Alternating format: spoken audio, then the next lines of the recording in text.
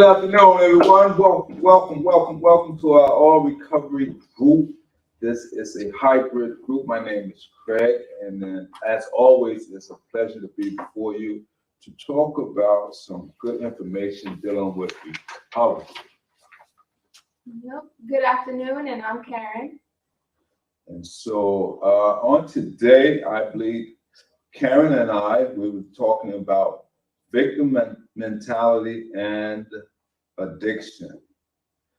Victim mentality and addiction. This article was brought to you by waypointrecoverycenter.com.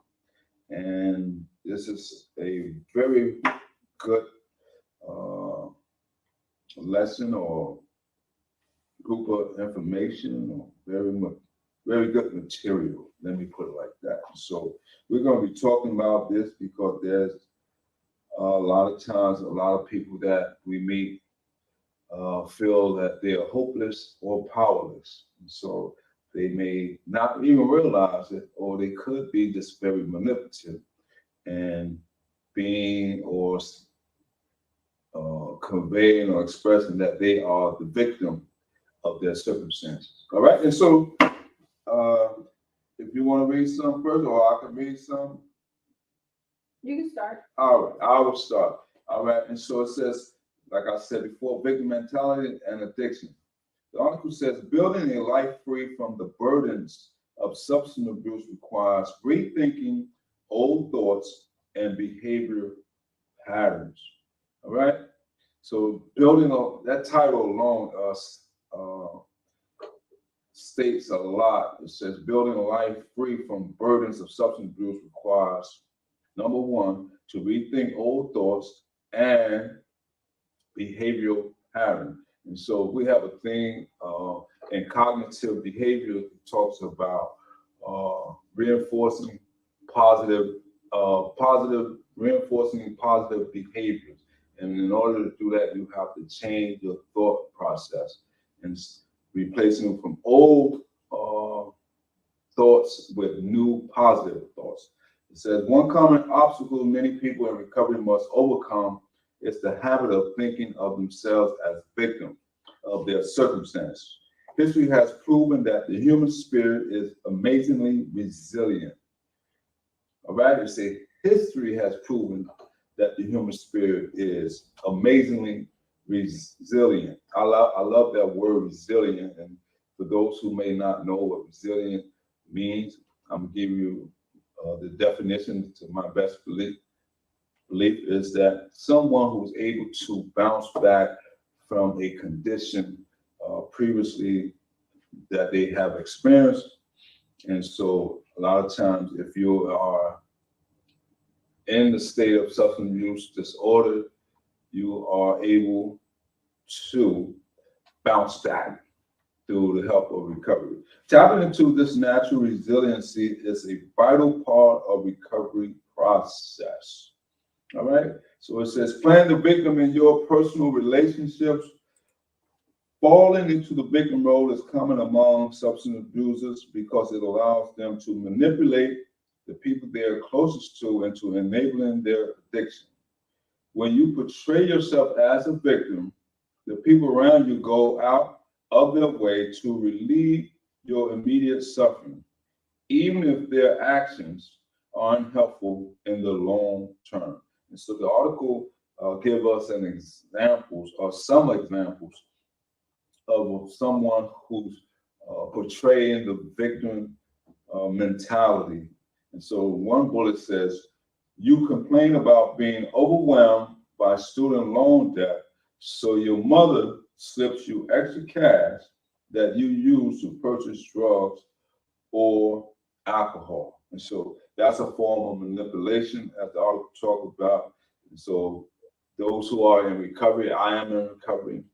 Karen is not in recovery, but I am in recovery. And so I know firsthand what it's like to be manipulative under the use of substance use, under the mentality to be manipulative, to be cunning, to be conniving, because when you're not in your right state of mind, because I know, for example, for a fact that drugs alter your mind state. And so when drugs alter your mind state, you begin to have these distorted thoughts and ideas. And so manipulation is one way, as the article says, you said to your moms, I'm in student debt. And so that's why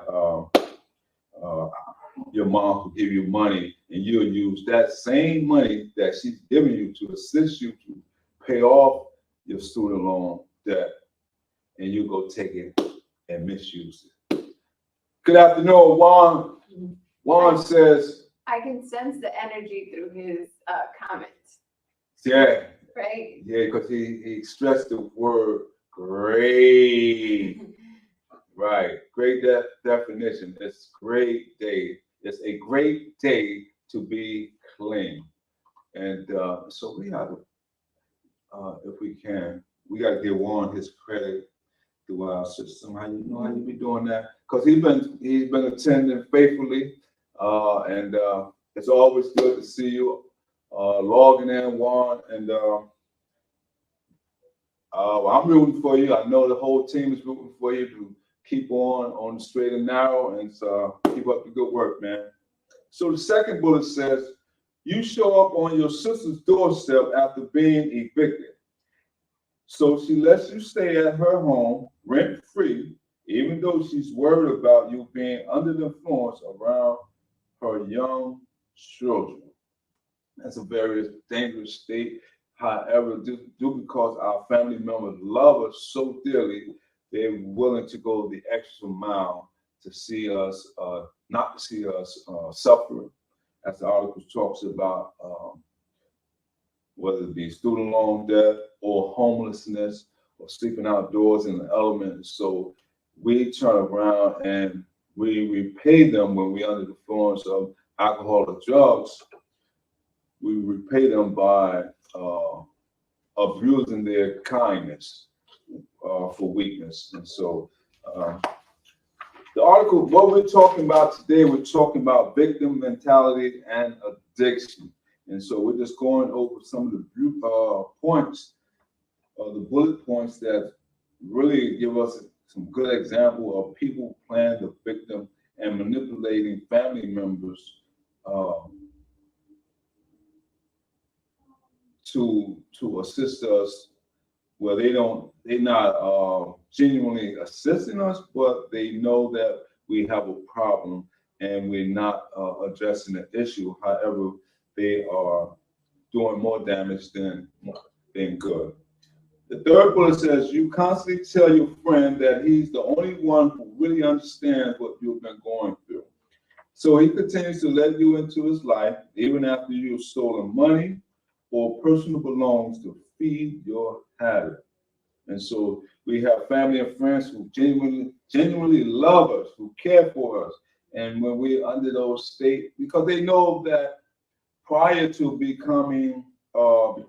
using or being under the influence of substance use disorders or abusing alcohol and drugs, they know that we probably have, we are good people. We could be people that can be trusted. We are people who can be loyal, can be honest, people who can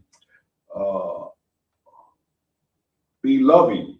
And so therefore they know the old us, but the new person, has, due to drugs, has taken on the form of a very conniving person. So they go out their way. I'm talking about family members and friends who goes out their way, in the hopes of us turning our life around. However, like I stated before, we're doing more harm than good to them. So it's sad because the disease of drug addiction, alcohol, which is a drug, is so sad. It's a family disease, because not only the person that's actually using it, but our family members are affected by our drug use as well.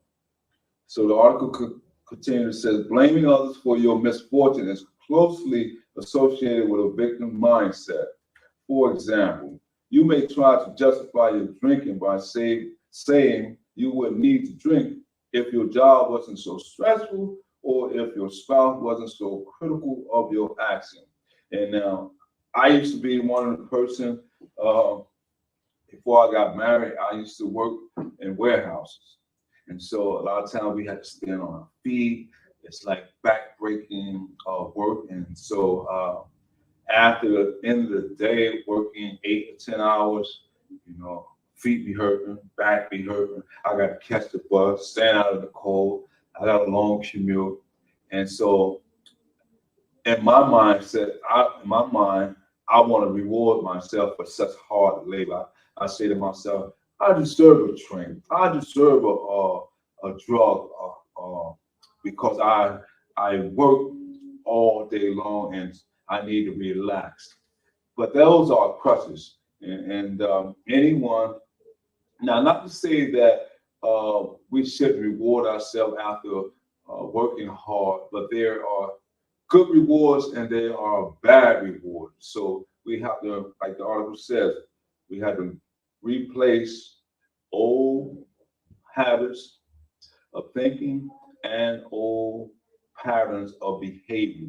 And so instead of me, if I had good coping skills at the time, Karen, I would have chose another reward system, a healthy reward as opposed to an unhealthy reward.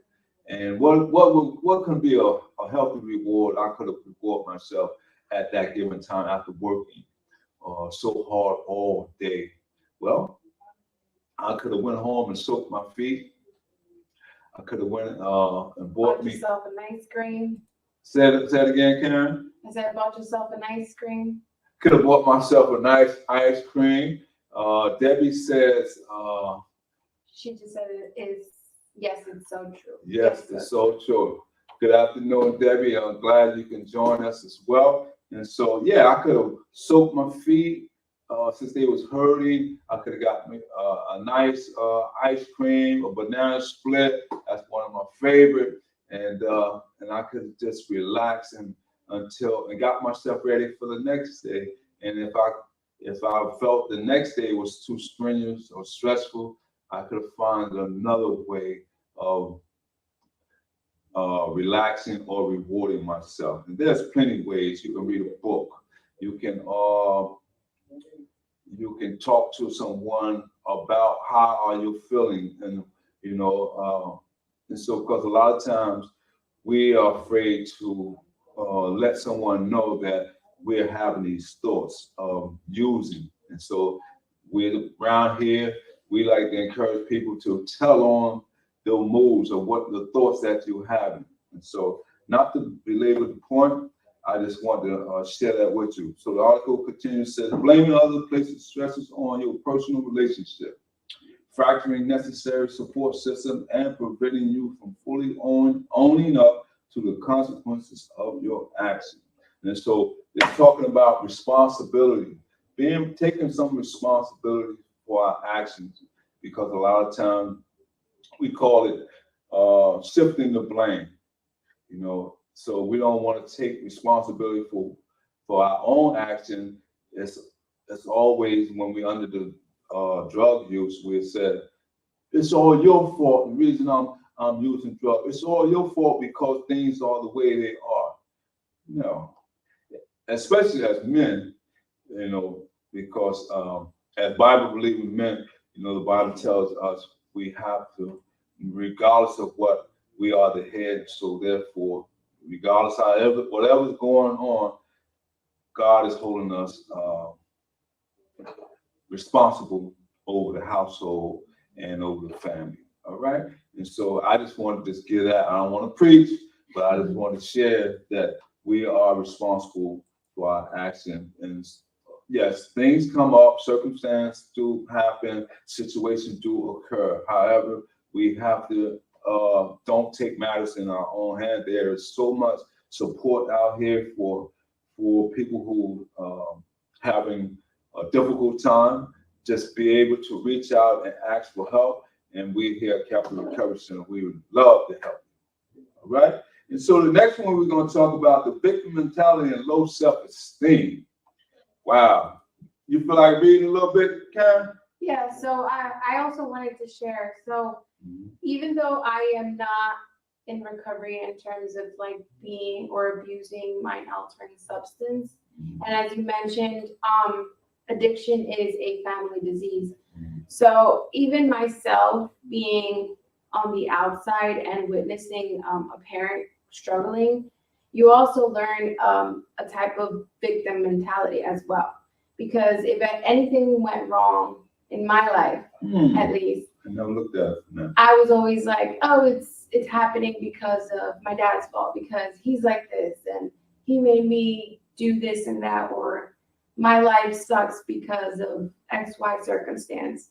So I may not be recovering from substances, but I am also recovering from all the mental trauma, mental abuse that was happening, during the experience. So I'm also trying to unlearn that victim mentality. So you share some of the pain that your father maybe was feeling at the time. He may be masked. He probably used that to mask his pain. You may use your pain in a different way, whereas you learning how to cope with it and how to express it more openly. Yeah. So that's good. Yeah. So we're going to talk about the victim mentality and low self-esteem. All right. That's good. It says falling into the trap of having a victim mentality can be a sign of low self-esteem. Someone with low self-esteem doesn't feel as though his or her actions have any consequences. They make statements like, I'll never amount to anything, so why should I continue to try? No one will forgive my past mistakes, so I should just get used to being alone. Bad things happen no matter what I do. I tried to get sober, but I relapsed. Being clean just won't work for me. When a victim mentality is due to low self-esteem, it's important to find ways to focus on your positive attributes. This might include expressing yourself through art, music, or creative writing. Volunteering at a nonprofit organization or exploring your spirituality are also excellent ways to boost self-esteem. Trying a new sport. I know that's why I started playing soccer. It was like a little gateway to share some time with my dad, and I loved it. I fell in love with it. So That's good. when you realize all the gifts you have to offer the world, it will be easier to move past the habit of seeing yourself as a victim. That's some great information, because a lot of times people do have self-esteem issues or low self-esteem issues. And I like where it says focus on your positive attributes. We're taught to meet people where they're at, focus on their strong points. Because a lot of times if we dwell on our weaknesses, we fall short on it. And so the article is basically telling us or letting us know that there is some strong points, even though you may have some weaknesses in your life, to even think that you are worthless or you don't have, or there's no hope. Those are weaknesses. And when we know that you may have creative writing skills, you may be into music, you may be creating and drawing, and you haven't even tapped into that in a long time. So those things a person should focus on, rebuild those things, because they are so instrumental in helping a person to thrive in life, because you don't have to relapse when you are able to learn your skills and identify the skills that basically a lot of them is innate God-given skills. These are traits that you've been born with, and God has blessed a lot of people.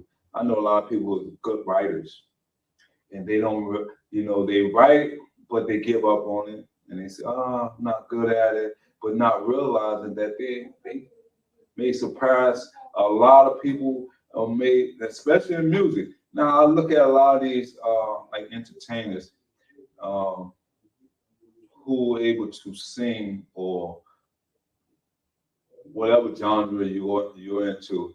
A lot of them feel that that they don't have what it takes until they get inside the booth and realize they are very talented. So that just goes to show that we are some people who have some strengths and we have some weaknesses. Work on the strength and then we tackle the weaknesses later on down the line. Developing a victim mentality after trauma. Wow. Sometimes people who suffer from a victim mentality have developed self-destructive thoughts and behaviors because of past trauma.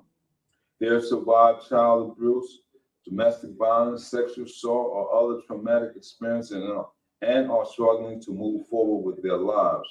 Exposure to past trauma does have a tremendous impact on one's life, but no single individual is defined by one experience. Our lives are shaped by the situations that are beyond our control, as well as the choices we make and our relationship with the people around us. When you allow trauma to define your worth as a person, it becomes too easy to use drugs and alcohol to numb your pain and avoid moving forward with your life. And so, a lot of times, it's so true, right?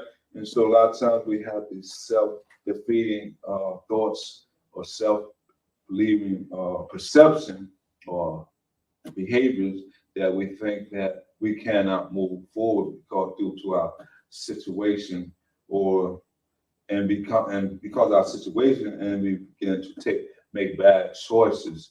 And a lot of times you have to encourage yourself. You have to, you really have.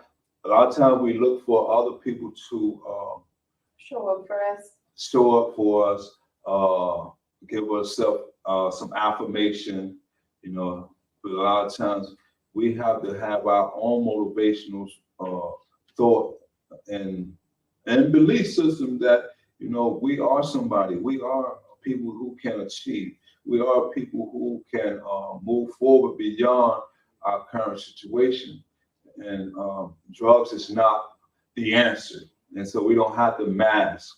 A lot of times we don't even realize that we are masking our pain and suffering by using drugs. We think it is because we see society, people using it, and not realizing that those who we may witness on social media or in our community using drugs, we may think they're just using it to have a good time, but in all actuality, they probably using it to mask their own pain and suffering. So you don't have to do the same. You don't have to be a part of that culture, and you can move beyond the abnormal because that's an abnormal culture and abnormal behavior. And so you can become what people call the corny crowd or the crowd that seems boring. But in all actuality, when you look at the crowd that people define as corny or boring, those are the people who are investing in their lives and in their future for not only for the present circumstance or self-fix, they're investing in their preservation of long generational wealth. And so I encourage anyone that's watching this to invest in yourself because you are valuable. You are so valuable. Debbie said, speak that truth. Speak that truth. Thank you, Debbie. And we want to let everyone know, please have them like, subscribe. What else? Notifications turned on. Hit the notification, let them know, share, let them know that we're here every Thursday at 1 o'clock. And we're always going to be talking about all recovery. This is an all recovery hybrid meeting. You can either come here, be a part of a group setting with us, me, Karen, Mike, Rainer, and we'd love to have a group setting. This is a support group where we can share in a room where people don't be judgmental and we can have a open, honest discussion. And so the next one I believe we're going to talk about seeing yourself as a survivor not a victim. Woo! So I also wanted to share the sentence where it says exposure to past trauma does not have a tremendous impact, does have a tremendous impact on one's life. It just reminded me that I never realized I was on survival mode for a very long time. When my dad left, I realized I didn't know what to do with myself anymore because what I thought was the problem was no longer there. And then I was like, okay, so now what do I do with myself? Yeah. I'm like, dang, now I have no excuse Reality to said focus that. on myself and work on myself. I have nobody to blame. So now that definitely, it just reminded me of that. A wake-up call. Yeah, that wake-up call. Wow. Yeah. And so seeing yourself as a survivor, not a victim. You want to close this out with that, Karen? Yes. Occasionally feeling discouraged and overwhelmed is a normal part of being human, but it's dangerous to form your entire identity around a victim mentality. When you feel as though you have no power over your addiction, personal relationships, career, or finances, you won't be able to move forward with a sober life for yourself. When you seek treatment for drug or alcohol addiction, you'll learn to process past trauma in a way that promotes healing, take responsibility for your own decisions and actions, accept others as they are, face past mistakes and the consequences of poor decisions, and avoid giving power to others by allowing them to control your feelings, thoughts, and behaviors.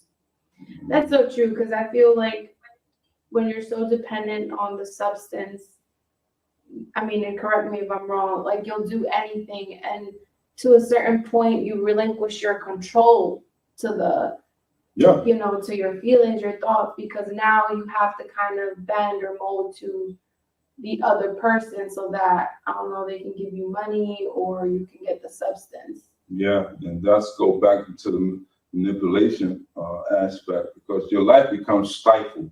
You really become stagnant.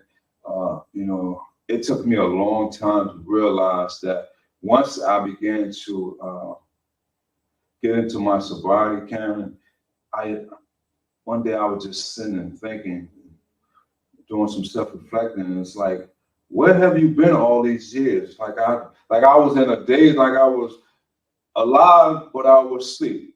And I was like, wow, you wasted so many years.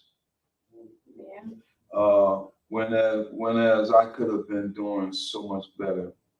And so manipulation, when people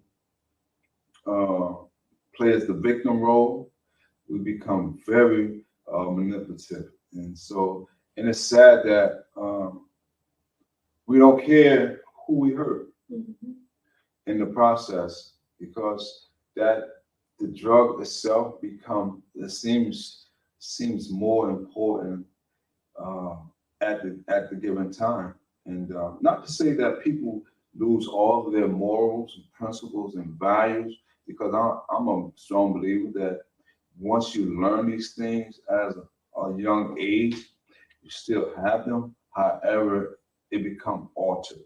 And so once you become sober, you begin to utilize them and apply them in your daily lifestyle.